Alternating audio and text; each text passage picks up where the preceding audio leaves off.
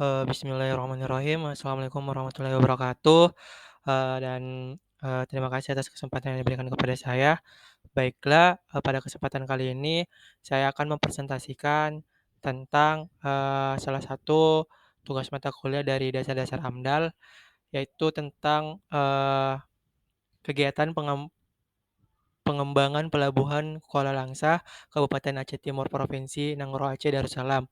Sebelumnya perkenalkan nama saya Syahrul Mahadi dengan NIM L01191086. Baiklah, selanjutnya adapun, jenis proyek. Jadi proyek ini yaitu perbaikan konstruksi pelabuhan, di mana judulnya itu, perbaikan pelabuhan Kuala Langsa, Kabupaten Aceh Timur, Provinsi Nanggroe Aceh Darussalam. Baiklah, selanjutnya, aktivitas proyek. Jadi ada 10 aktivitas proyek dalam, kegiatan pengembangan pelabuhan Kuala Langsa. Yang pertama, perbaikan dan pembangunan gedung pelabuhan serta sistem bangunan lainnya. Yang kedua, survei batimetri atau kedalaman laut untuk memetakan kawasan perairan. Yang ketiga, pengerukan kolam pelabuhan. Yang keempat, pengerukan alur pelayaran untuk penyeberangan. Yang kelima, jalan akses ke pelabuhan. Keenam, pembangunan sarana dan prasarana. Yang ketujuh, perbaikan dermaga Roroh. Dan yang delapan, pembangunan dan perbaikan dermaga feri atau penyeberangan. Sembilan, reklamasi, dan yang ke-10 yaitu pembangunan sarana dan prasarana penunjang. Selanjutnya ada komponen lingkup yang berdampak. Adapun, komponen lingkup yang berdampak, yang pertama ada isu lingkungan, yang kedua ada transportasi, yang ketiga ada pengolahan kawasan pelabuhan, yang keempat ada isu kesehatan masyarakat, yang kelima ada isu sosial ekonomi budaya, selanjutnya ada isu tata ruang dan lahan, dan yang terakhir dan lain-lain. Kemudian, ada batas studi AMDAL. Jadi batas studi AMDAL yang pertama itu ada batas proyek, di mana, berfokus di wilayah rencana kegiatan perbaikan dan pembangunan pelabuhan Kuala Langsa. Areal pengambilan material termasuk rute transportasinya yang diperkirakan menimbulkan dampak negatif. Selain itu, batas proyek juga, perlu pertimbangan kemungkinan timbulnya dampak positif dalam pembentukan peningkatan aktivitas dan keuntungan ekonomi di wilayah sekitar lokasi tersebut.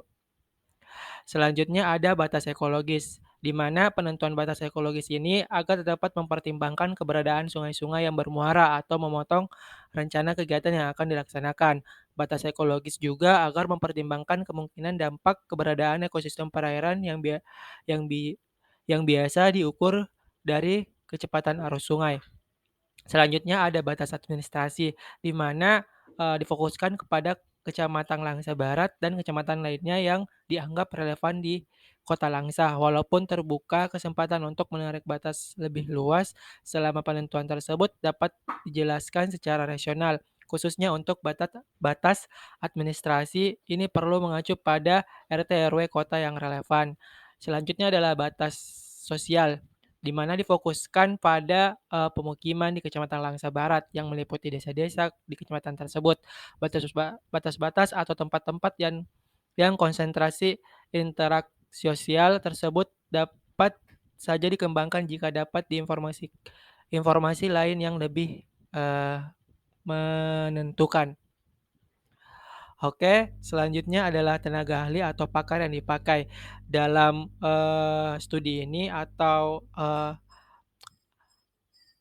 dalam, rancangan kerja atau dari studi, AMDAL ini yang pertama, ada beberapa tenaga ahli atau pakar yang dipakai. Yang pertama itu ada ahli, hidrosenografi, yang kedua ada ahli sosial ekonomi, dan yang ketiga ada ahli sosial budaya, selanjutnya ada ahli, transportasi, kemudian ada ahli ekologi pesisir dan laut, dan yang terakhir ada ahli kualitas air. Mungkin cukup sekian dari presentasi saya, sekian dan terima kasih. Wassalamualaikum warahmatullahi wabarakatuh.